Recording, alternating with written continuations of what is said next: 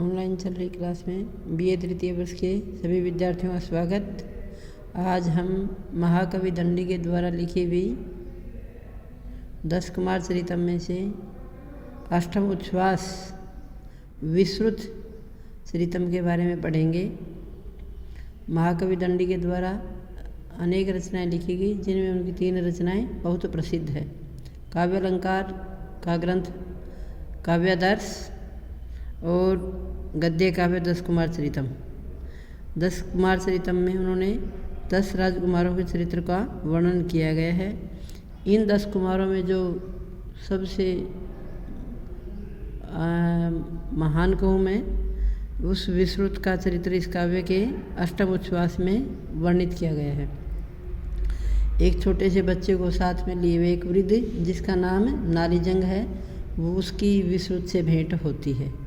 वृद्ध द्वारा विश्रुत को पता चलता है कि ये बच्चा विदर्भ का राजकुमार भास्कर वर्मा है और विदर्भ राजकुमार भास्कर वर्मा के पिता विदर्भ राज अनंत वर्मा की हत्या अस्मक देश के राजा वसंत भानु ने कर दी है तथा स्वयं ने विदर्भ का राज्य अपने अधिकार में कर लिया है।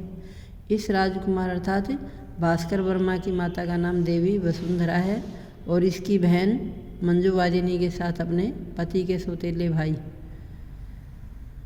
माहिष्मति के शासक माहिष्मति के राजा मित्रवर्मा के वहाँ पर शरण ले ली है, क्योंकि राजा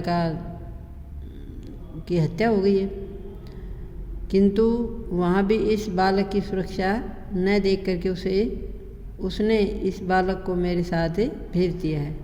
वृद्ध के द्वारा विश्रुत को ये भी ज्ञात होता है कि मित्रवर्मा मंजुवादिनी का विवाह प्रचंड वर्मा से करना चाहता है, क्योंकि वो उसका पुत्र है। तब विश्रुत राजकुमार और रानी की रक्षा का भार अपने ऊपर लेता है। विश्रुत उस वृद्ध नारीजंग के साथ योजना बनाता है कि तुम महारानी के पास जाकर के एकांत में उनसे मेरा समाचार बता करके कहना कि बालक अर्थात भास्कर वर्मा को किसी जंगली जीव बाघ ने खा लिया है तथा बालक की मृत्यु हो गई है। ऐसी घोषणा करके आप ज़ोर ज़ोर से चिल्लाना शुरू कर दीजिए। इस पर मित्रवर्मा जब आपको सांत्वना देने के लिए आए, तब आप उनको कहना कि यदि मैं पतिव्रता हूँ तो यह माला आपके लिए तलवार का प्रहार हो जाए। यह कह करके वत्स नाभ नामक विष के साथ जल में डुबोई गई एक माला उसके ऊपर फेंक दे और उस माला में विष का प्रभाव है। विष के प्रभाव से उस दुष्ट की मृत्यु हो जाएगी और बाद में उसी माला को औषधि के साथ पुनः जल में डुबोकर अपनी पुत्री को पहना दें। पुत्री की मृत्यु नहीं होगी, क्योंकि तब माला पर से क्या है, विष का प्रभाव दूर हो जाएगा। इस घटना से प्रजा आपको पतिव्रता मानकर आप पर बहुत बड़ी श्रद्धा करेगी। अर्थात जैसा इन्होंने कहा वैसा ही हो रहा है, अर्थात ये पूर्ण रूप से पतिव्रता हैं और इनके कहे गए वचनों का वो इनकी कथनी और करनी में किसी प्रकार का भेद नहीं है। तब आज प्रचंड वर्मा को संदेश कहलाएं कि वह आकर के मंजुवादिनी के साथ पूरा राज्य ले ले। उस समय मैं और बालक भास्कर वर्मा कापालिक, जो शमशान भूमि में रहते हैं उनको कापालिक कहा जाता है, कापालिक साधु के वेश में वहीं शमशान में निवास करेंगे। पुनः आप महारानी नगर के प्रतिष्ठित लोगों से कहें कि आज विंध्यवासिनी देवी ने मुझे दर्शन दिए, स्वप्न में दर्शन दिए हैं और कहा है कि आज के चौथे दिन प्रचंड वर्मा मर जाएगा। 5वें दिन नर्मदा तटवर्ती मेरे मंदिर में तुम्हारे पुत्र के साथ एक ब्राह्मण कुमार प्रकट होगा और वह राज्य का पालन करता हुआ तुम्हारे पुत्र को राजगद्दी पर बैठा देगा।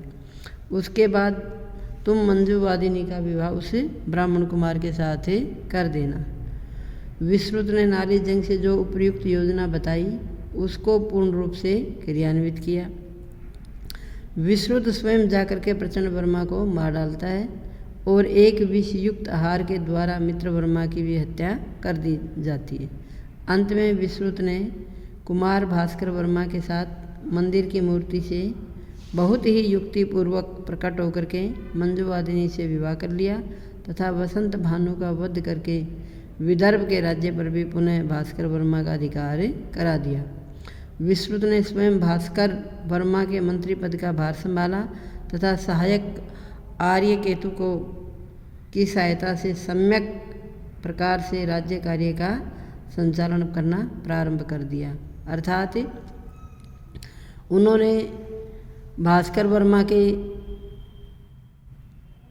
छीने हुए राज्य को, जो भास्कर वर्मा के पिता विदर्भ के राजा थे अनंत वर्मा, उनके छीने हुए राज्य को पुनः प्राप्त कर लिया युक्ति के माध्यम से।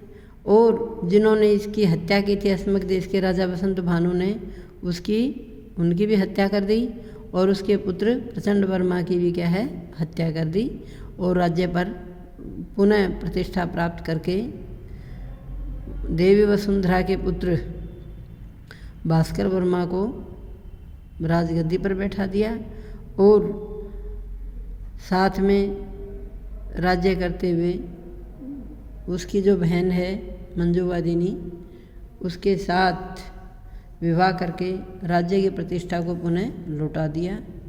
तो इस प्रकार से विश्रुत चरित्र की जो कथा है, इसमें राजनीति का पुट या कहें कि असर बहुत ज़्यादा है, क्योंकि राज्य को लेने के लिए राजनीति के जो साम दाम दंड भेद आदि हैं उनका इसी प्रकार ग्रहण किया जाता है और साम दाम दंड भेद के माध्यम से योजना बना करके छीने हुए राज्य को पुनः प्राप्त करके उस राज्य का वापिस संचालन किया और देवी वसुंधरा को अपनी खोई हुई प्रतिष्ठा पुनः प्राप्त हो गई।